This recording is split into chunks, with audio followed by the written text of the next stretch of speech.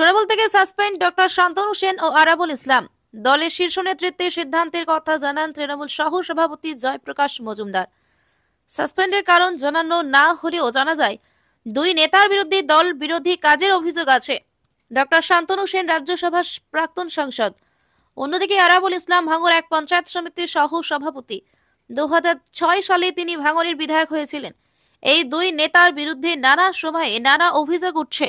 দল থেকে বারবার তাদের সতর্ক করা হয়েছে, তাও দুই নেতা নানা সময়ে দল বিরোধী কাজ চালিয়ে গিয়েছেন বলে অভিযোগ। বর্তমানে ভাঙড়ে আরাবুল ইসলামের বিরুদ্ধে প্রায় প্রতিদিন অশান্তির অভিযোগ উঠছে।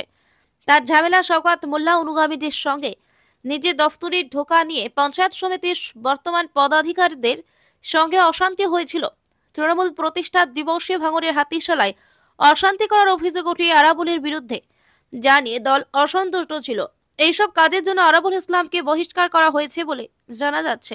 দলের শৃঙ্খলা রক্ষা কমিটির কাছে আরাবুল ও শান্তনু সেনের বিরুদ্ধে অভিযোগ জমা পড়েছিল। সেই অভিযোগ খতিয়ে দেখে এই দুই নেতাকে বহিষ্কার করা হয়েছে বলে জানা যাচ্ছে।